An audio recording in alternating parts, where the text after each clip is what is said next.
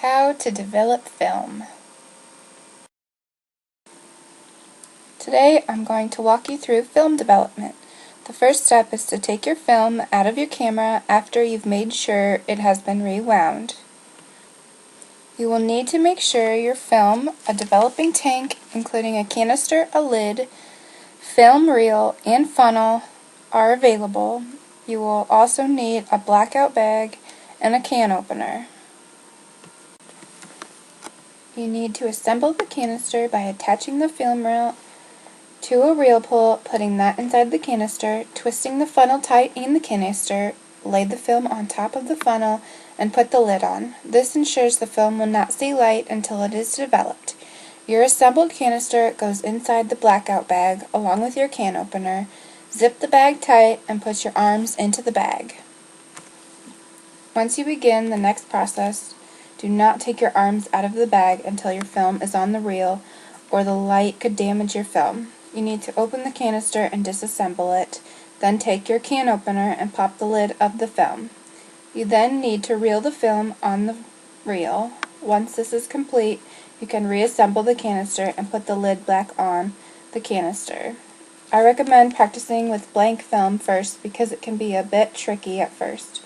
You can then take your arms out of the bag.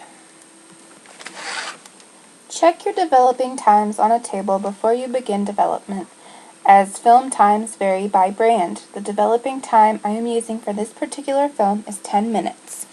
The first step is to rinse your film with water for 1 minute. Your water must be at 68 degrees for the entire process. The first 30 seconds, agitate the film, tap it for 5 seconds, then let it set for the remaining time. Next, you will use your developer. Depending on your canister size, you will use a different amount. The canister I will be using requires a total of 20 ounces, and the developer ratio is 1:9, so I will mix approximately 2 ounces of developer to 18 ounces of water. Once I pour the mix into the canister and set the timer for 10 minutes, I close the lid and can begin developing. You need to agitate for the first 30 seconds of your 10 minutes and tap for 5 seconds to get the bubbles out. Then agitate every 30 seconds with the tap to follow for the remaining time. Once the 10 minutes are up, you can dump the mix into the sink.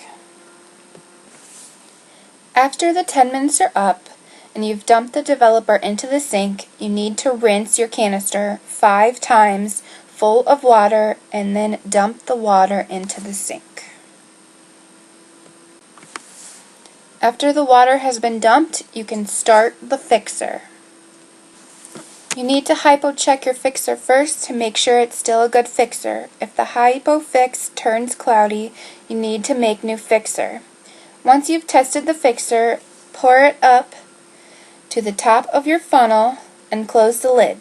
Agitate and tap the container like you did before with the fixer for 6 minutes total.